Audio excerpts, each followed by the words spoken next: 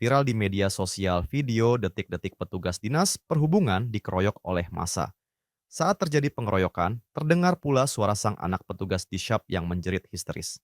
Insiden pengeroyokan tersebut terjadi seusai petugas di Shop bernama Andi Anwar bersama rekannya melakukan razia di area Pantai Marina, Bantaeng pada Selasa, 8 Oktober lalu. Saat melakukan razia, Andi Anwar melakukan penganiayaan terhadap beberapa orang. Kemudian warga bernama Ramli Sinrang datang dengan maksud untuk melerai pertikaian. Nahas, Andi yang sudah gelap mata menyerang Ramli menggunakan pisau cutter.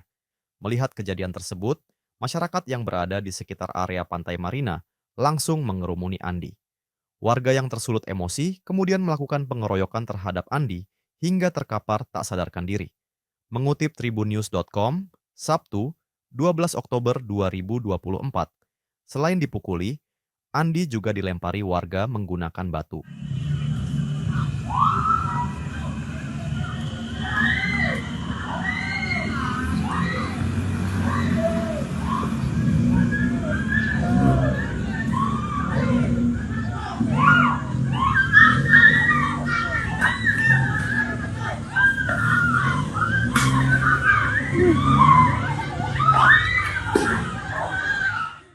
Download Tribun X sekarang, menghadirkan lokal menjadi Indonesia.